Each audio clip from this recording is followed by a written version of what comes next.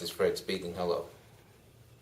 So when the guy comes in, he's basically looking in the walls to make sure that the connections themselves are approved. He's making sure that you have the standoffs where they need to be in place. He's making sure that when he's looking inside of the box, that everything is neat. There's not a rat's nest of wires just haphazardly hanging out of stuff. He can just basically look and see if everything is neat and tight. He might go and actually tug on something to see if it's loose or if it's securely fastened inside of the receptacle or the box that it's intended for. And the same thing with when he goes and looks at the overhead. In the rough electric, it's basically rough. He's looking at the way it was roughed in. So, who's the electrician here? What's this cable here for? Water here? For water heater.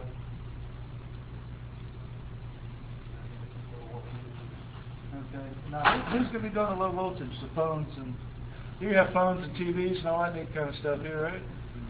Bright House will be doing all that. Who's doing that? Bright House.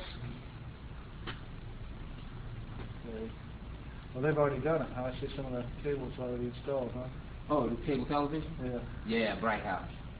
They did the telephone and the cable.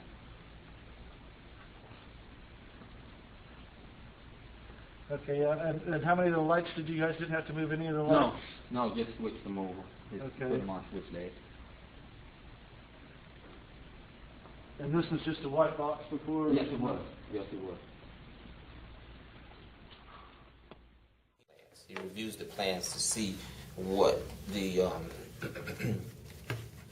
what was actually approved for the build. And basically what he's doing is making sure that you comply with what's in those plans.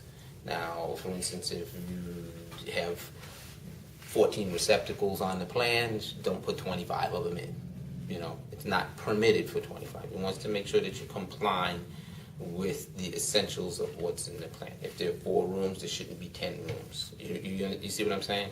Because they're basically there to see that you compliant with the basics of the code. They're not trying to hold your hand and tell you how to do it. You just have to comply. The styles make fights.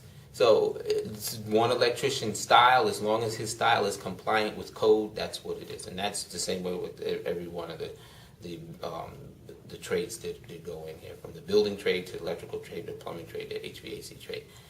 People do it differently, but as long as it's code compliant, that's really what it is.